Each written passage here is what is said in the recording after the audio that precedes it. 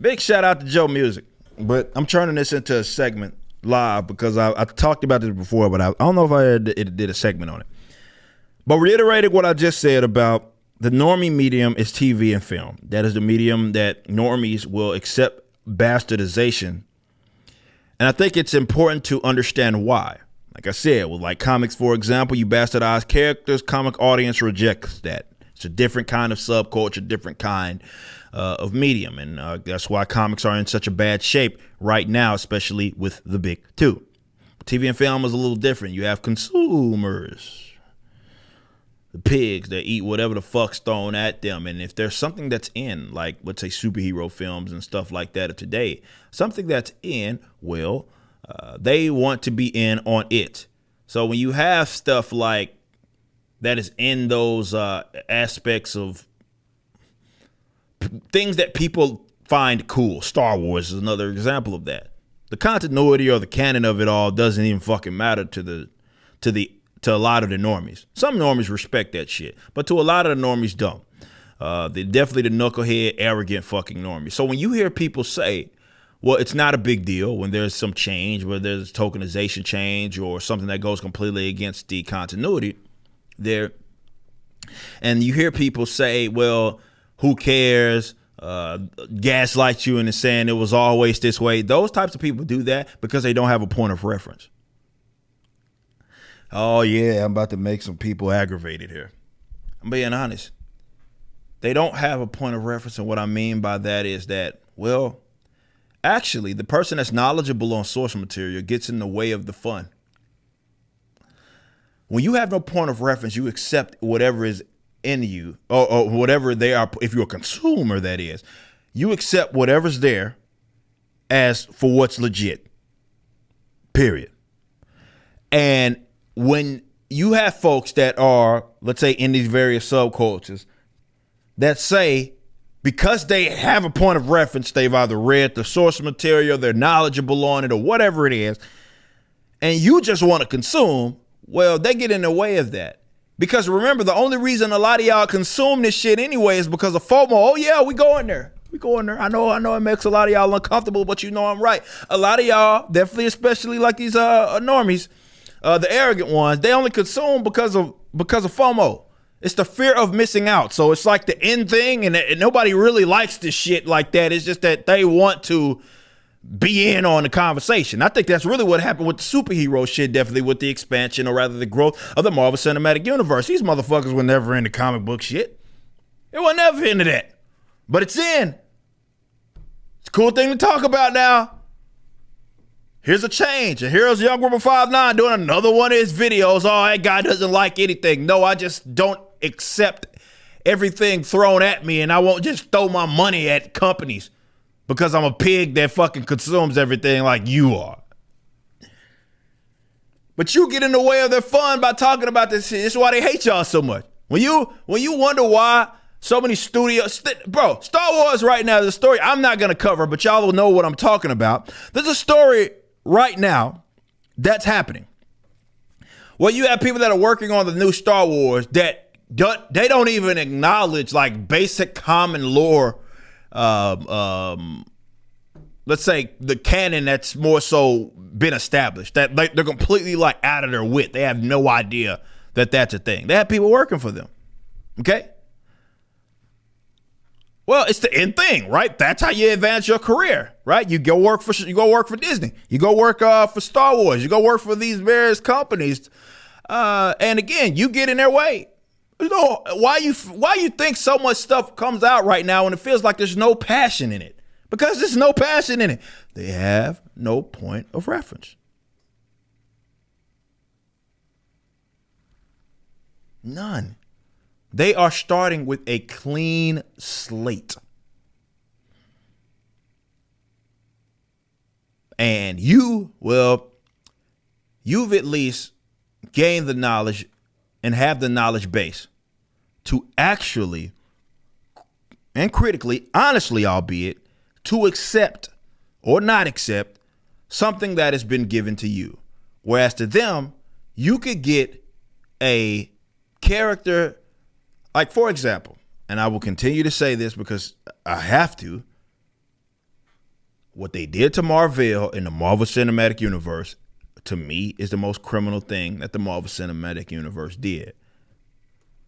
To the person that is knowledgeable, and more so even understands the importance of Captain Marvel, the Captain Marvel, not Carol Danvers, the Captain Marvel, Marvel,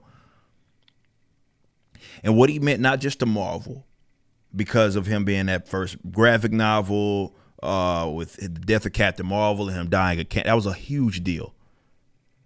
What he meant to Thanos, that's a huge deal. And for them to do what they did was criminal. That's fucking criminal. But the normie has no frame of that. Like, that doesn't even matter because they don't know what that is. Everything that they're knowledgeable on comes from a Wikipedia article that they Googled 2 seconds ago. They're not really invested, which is why they can't accept change so much. And then you get something like, this is where I think they're dealing with something different right now. We have a story that we're going to cover with Lord of the Rings, or the Rings of Power shit. And they're dealing with a different animal. Amazon's dealing with a different animal now because they're not as willing. They're not as, let's say, there's a lot more me's that are fans of Tolkien's work. Like what I am to Marvel. There's a lot more of those than there are with me, with Marvel and like DC. So they're dealing with a far more sophisticated audience. And this is why I think that reaction was so bad and why it continues to be worse than what we've even ever seen of what we've had with certain tokenizations and various changes with various characters with Marvel and DC. But yeah, these guys don't have a frame of reference. There's nothing, they have nothing to base their knowledge upon because they don't have any. So they'll accept any change. Tokenization be damned, it's just, oh, who cares? Because they literally don't care. They'll pretend to be, they'll you know those guys. You know them, you know. Some of them are bots, but you know who I'm talking about. The guy that the end thing is in, right? And they Google some shit and now they have a I don't know, a profile picture acting like of that character or whatever, knowing they don't own a long box. They don't know what a short box. How many times y'all heard me do that? You get some person mad at me, talk, well, it happened in the comics. And I'm like, all right, take me a picture. No, a video, because you can get a picture from anyway.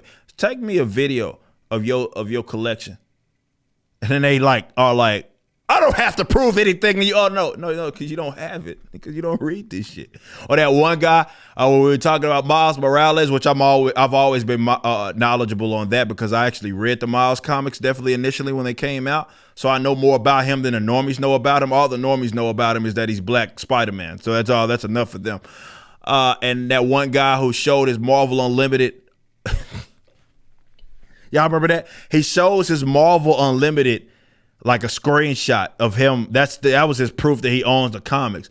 And you know, Marvel Unlimited on that app, which basically just gives you access to all of these books, it shows if you actually scroll through it.